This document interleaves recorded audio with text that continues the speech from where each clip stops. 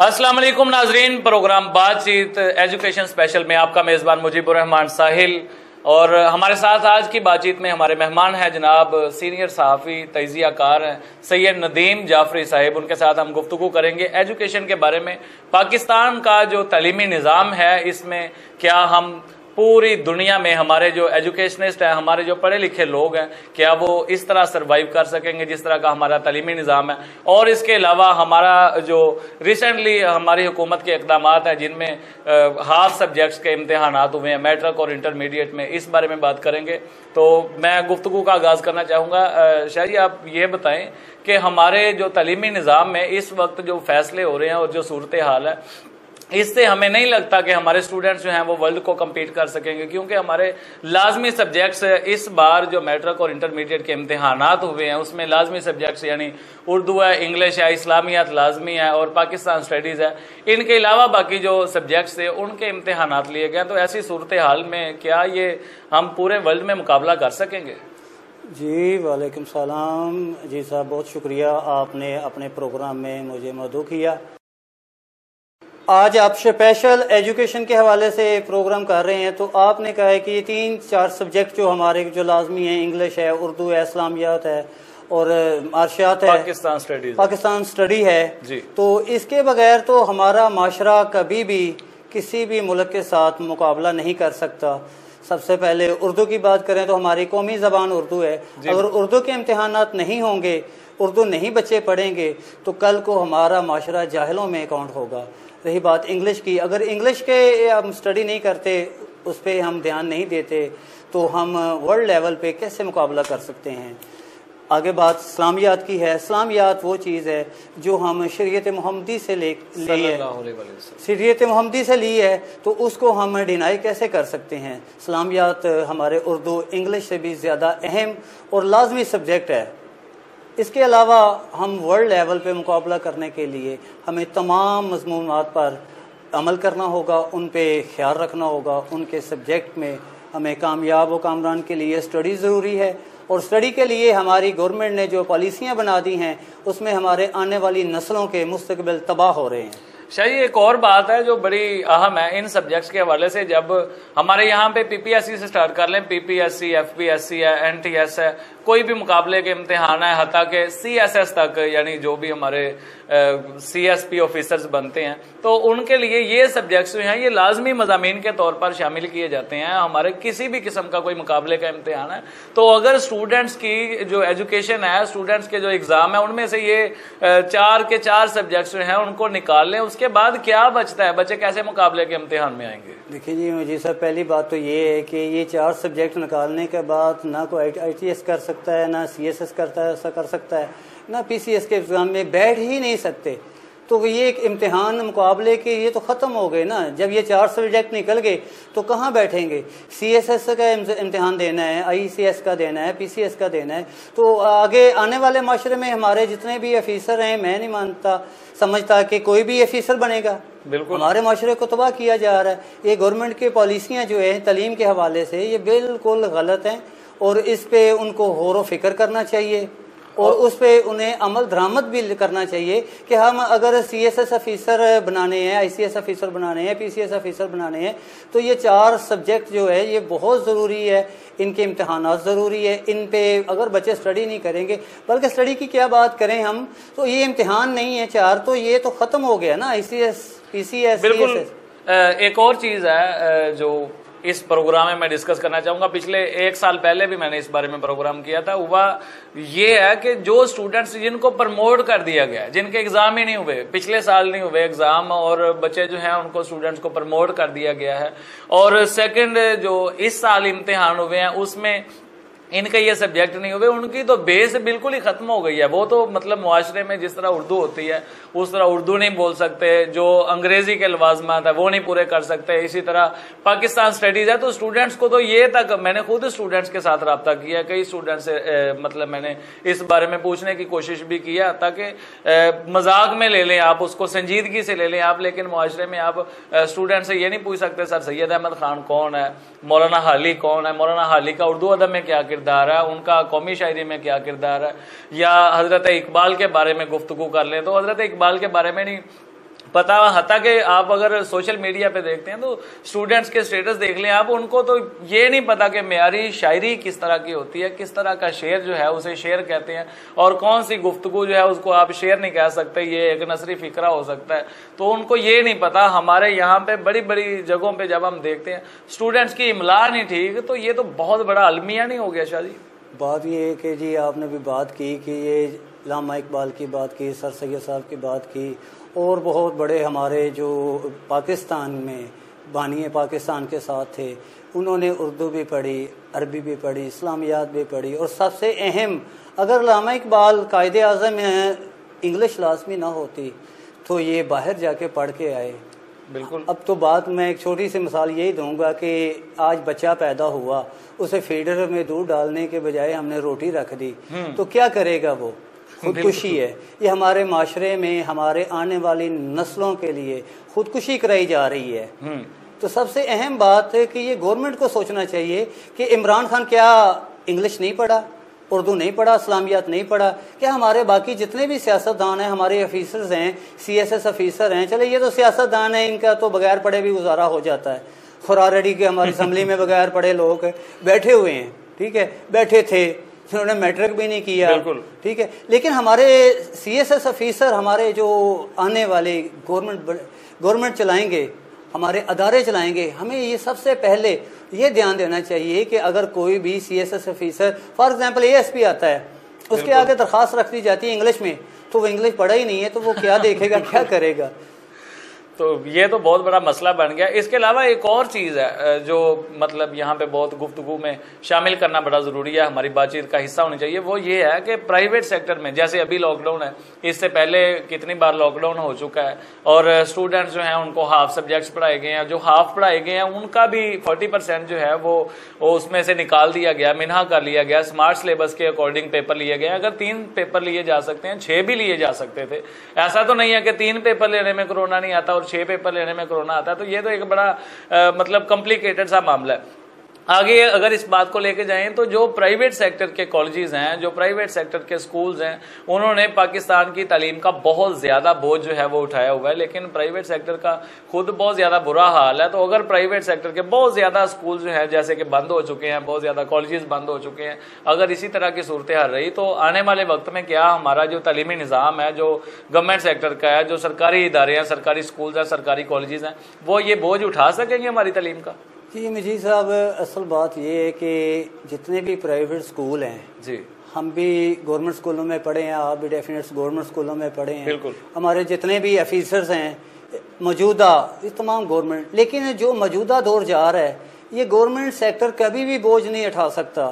Government school میں کبھی بھی گورنمنٹ بوجھ نہیں ان کا اٹھا سکے گی کہ ان کو اس معیار کی تعلیم دی جائے۔ جی اگر پرائیویٹ سکولوں کو گلہ تو کیا جاتا ہے کہ فیسیں بہت زیادہ لیتے ہیں، یہ بہت قیمتی سکول ہیں، لیکن یہ دیکھیں کہ وہ بچے اردو سپیکنگ، انگلش سپیکنگ، اگر ہم نے ورلڈ لیول پہ مقابلہ کرنا ہے تو ہمیں پرائیویٹ سکولوں کو ان کے ساتھ تعاون کرنا پڑے گا، ان کو کامیابی کے لیے ان کو ہر اختیارات دینے ہوں گے۔ اگر ہم چاہتے ہیں کہ ہمارا شمار ان ملکوں میں ہو جو کہ تباہ و برباد ہو چکے ہیں تعلیم کے نظام سے، تو گورنمنٹ سیکٹر تو 10 20 50 لوگوں کو لے کے چل رہا ہے۔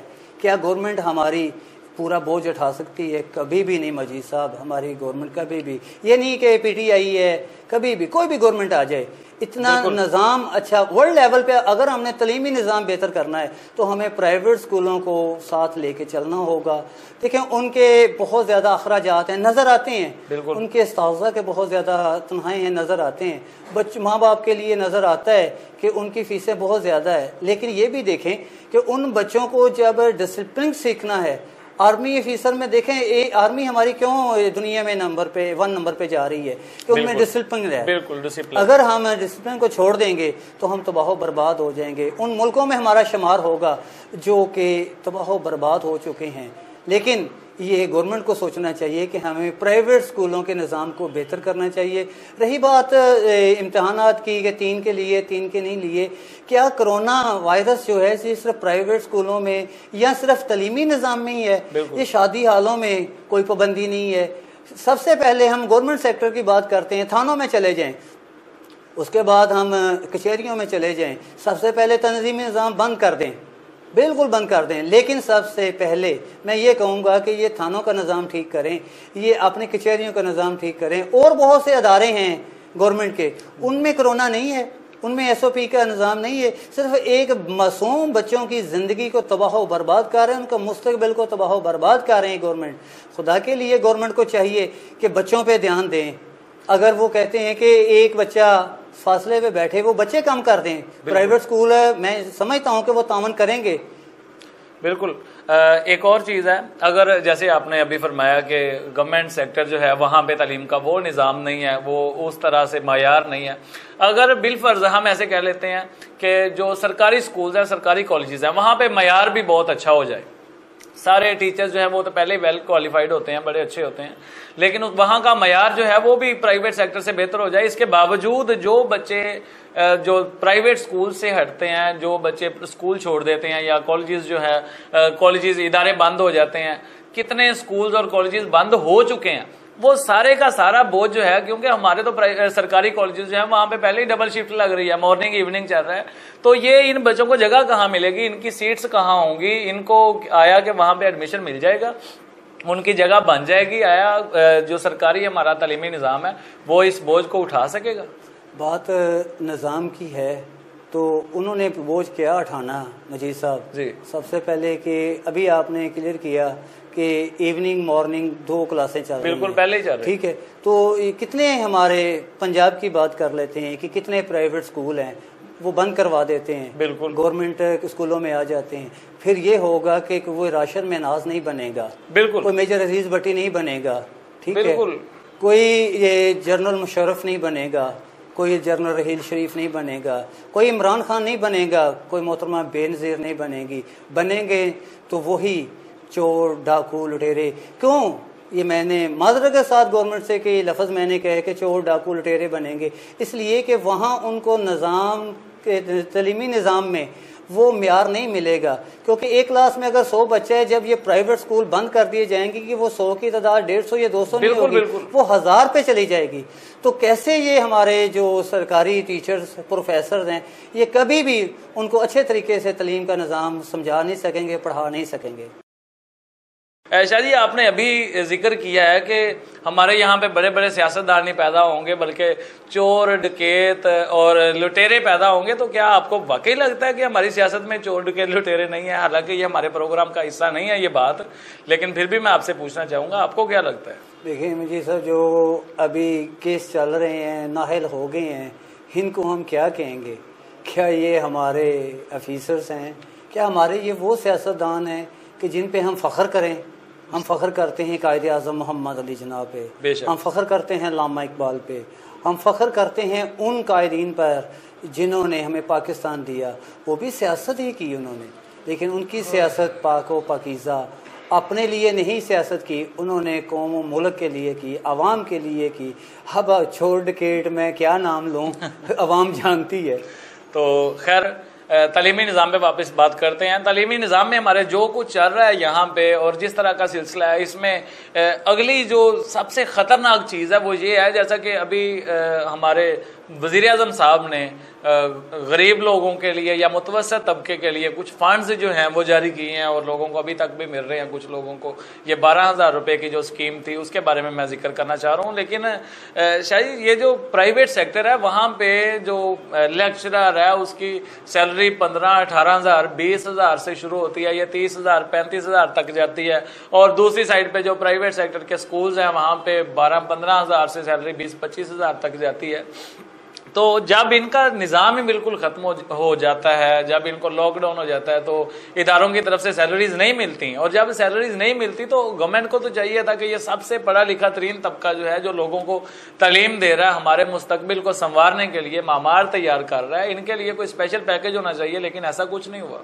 دیکھیں جی، پہلی بات آپ نے کی کہ عمران خان صاحب نے یہ 12,000 روپیہ ان لوگوں کو دے رہے ہیں جو ضرورت مند ہیں، جن کا واقعی حق ہے، لیکن پہلی بات میں یہ ضرور کہوں گا کہ نہ تو وہ ابھی تک کسی ضرورت مند کو مکمل ضرورت مند نہیں ہیں۔ اچھا، کچھ ایسے لوگ ہیں جنہوں نے سیاسی بیس پہ اپنے زور پہ اپنے کارڈ بنوا لیے، لیکن ہمارا یہ ایشو نہیں ہے۔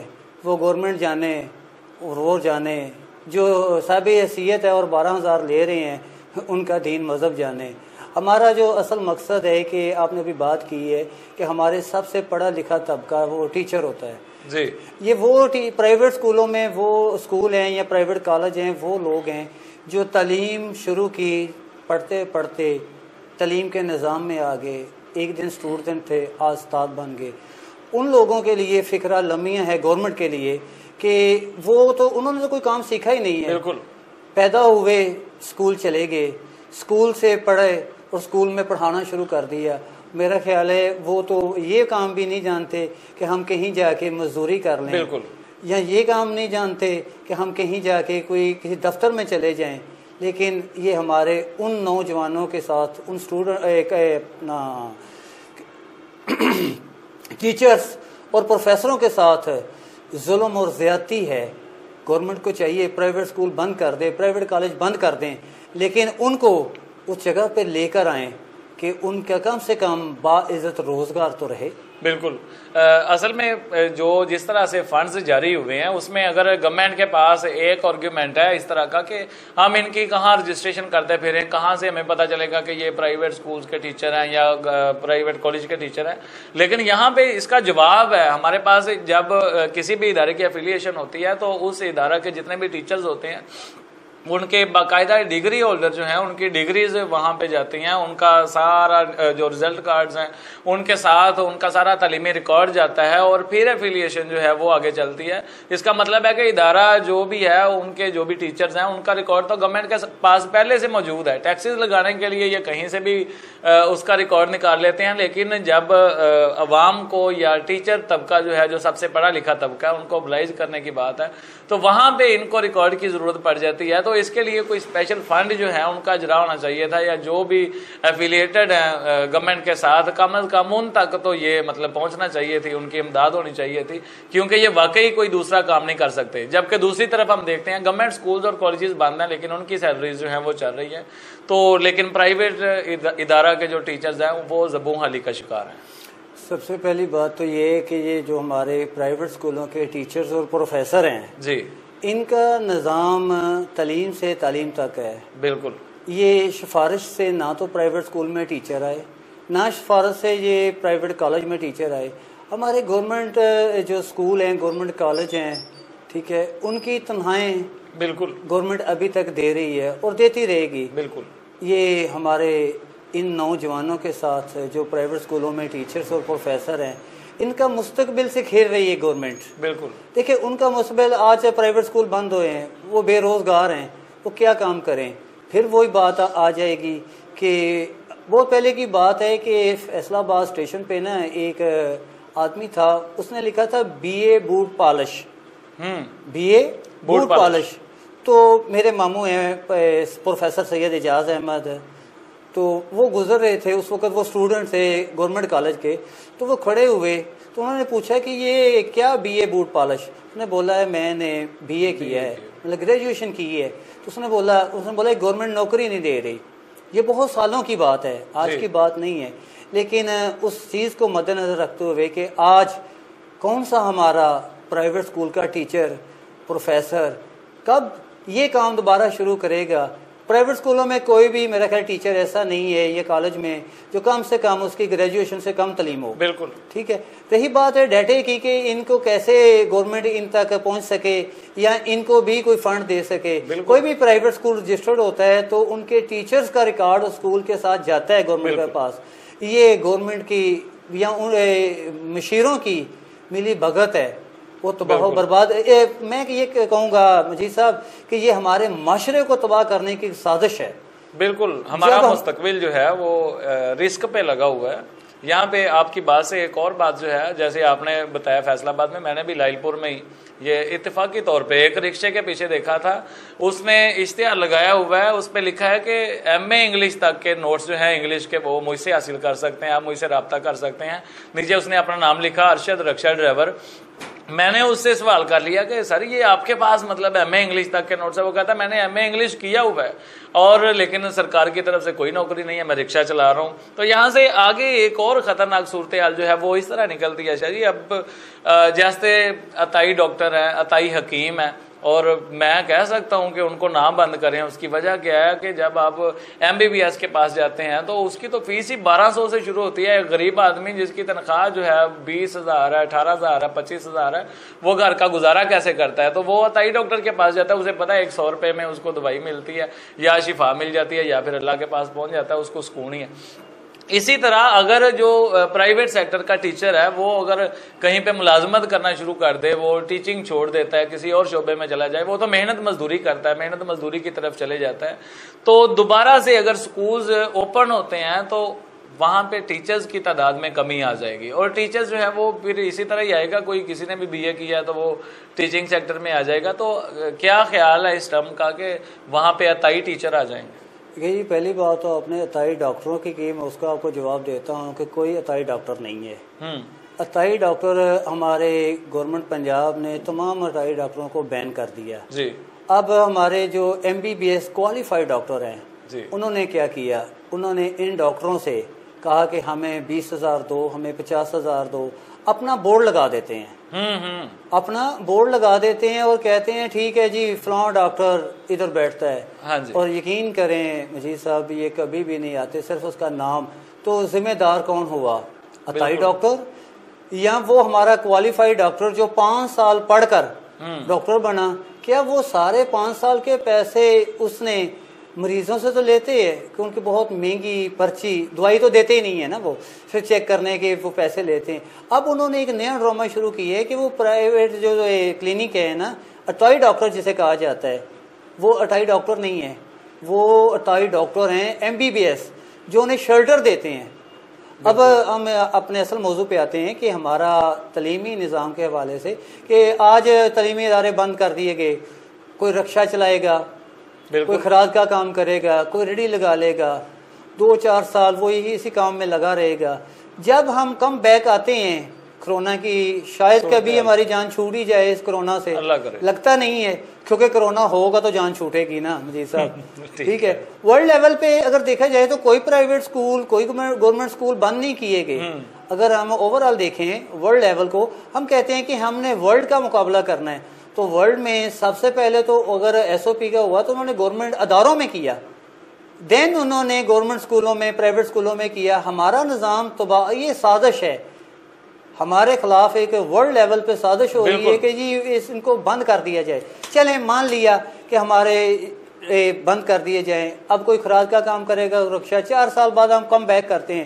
کیا ایک ٹیچر جو 4 سال خراج کا کام کرتا ہے وہ آ کے انگلش کیسے پڑھائے گا؟ وہ تو یہی بتائے گا کہ ٹول کیسے لگتا ہے۔ ایک رکشہ ڈرائیور ہے تو وہ آ کے کہے گا جی 20 روپے 20 روپے 20 روپے۔ اگر ایک ریڑھی لگاتا ہے تو وہ یہ بتائے گا کہ سیب 20 روپے کلو، کیلے اتنے روپے درجن۔ تو ہمارے نظام کو تو بہت برباد کیا جا رہا ہے مجید صاحب۔ بالکل ہمارے ساتھ گفتگو میں شریک ہیں جناب سید ندیم جعفری صاحب، لیکن وقت کی قید جو ہے وہ ہمیں احاطے سے نکلنے نہیں دیتی۔ ہمارے پروگرام کا وقت جو ہے وہ اختتام کو پہنچ رہا ہے، لیکن یہاں پہ جو چند باتیں آج کے پروگرام میں ڈسکس کی ہیں، اس کے علاوہ بہت کچھ پڑھا ہے ابھی جو تعلیمی نظام کے حوالے سے کہا جا سکتا ہے، سنا جا سکتا ہے، بولا جا سکتا ہے۔ سب سے اہم چیز جو ہے وہ یہ ہے کہ تعلیمی ادارے بند کرنے سے ملک کا نظام جو ہے اور ملک کا مستقبل برباد ہوتا ہے۔ دنیا میں جہاں کہیں بھی کوئی آفت آتی ہے تو وہ سب سے پہلے تعلیمی نظام کے حوالے سے اپنی کوششیں جو ہیں وہ سرگرم کرتے ہیں، لیکن پاکستان میں کوئی آفت کا نام سنتے ہی تعلیمی ادارے بند ہو جاتے ہیں۔ تو یہ بہت بڑا لمحہ فکریہ ہے، اس بارے میں گورنمنٹ کو توجہ کرنی چاہیے۔ آج سے 1 سال پہلے ایک پروگرام میں نے کہا تھا یہ ابتدائی عشق ہے روتا ہے کیا، آگے آگے دیکھیے ہوتا ہے کیا۔ اس کے ساتھ ہی اپنے میزبان مجیب الرحمان ساحل کو اجازت دیجیے، اللہ نگہبان۔